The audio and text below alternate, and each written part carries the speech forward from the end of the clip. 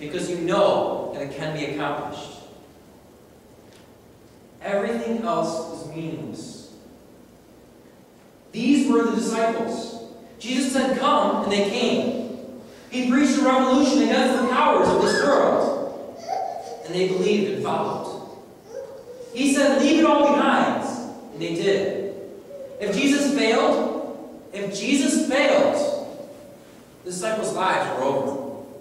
They lost everything if Jesus failed. They invested everything they had in Jesus.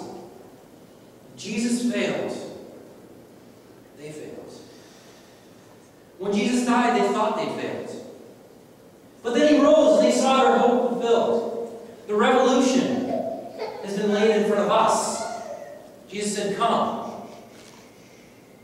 Only we're taking no risk because we already know how the story ends. We don't have to worry about Jesus failing because Jesus already won. We already know how the story ends. We're not taking a chance with the disciples. But the question is, have we put ourselves in a place that if the revolution fails, we become nothing? Losing all we are is coming to failure.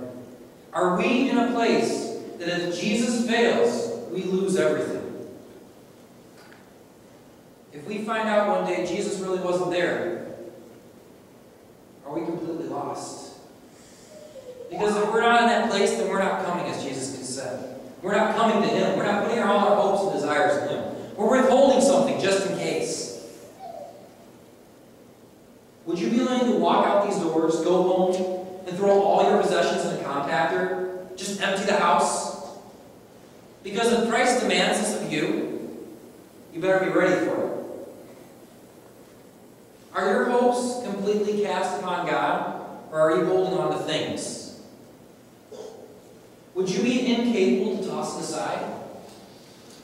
Because if you cannot relinquish your grip, then that is where your hopes and dreams are. It's like an addict telling you, "I could stop if I wanted to." What's your reply to me? "Yeah, right." Okay? Same thing. We've wandered through life trying to figure it out. What is the purpose? What is the point? What am I trying to accomplish? As we wandered, we found the great treasure. We found the one thing that's worth it. We laid our eyes upon it. The one thing that nothing can compare to. The one thing we can all hope in that will not fail us. We can choose to either hope and desire this one thing, or we can choose to hope and desire things that pass away. We can hope in riches, success, and even family. Then we can watch as each fails us and fails to fulfill. Or we can cast our hopes upon the guarantee. We can hope in the one thing that will succeed and never let us down. But in order to do this, we have to cast everything else aside. Jesus does not promise it would be easy. The man who found the treasure would have to go without for a time. He sold everything. He's got nothing.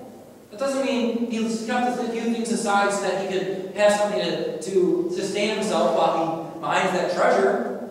No, he gave away everything. He had to go without. He had to struggle for a time in order to obtain the treasure.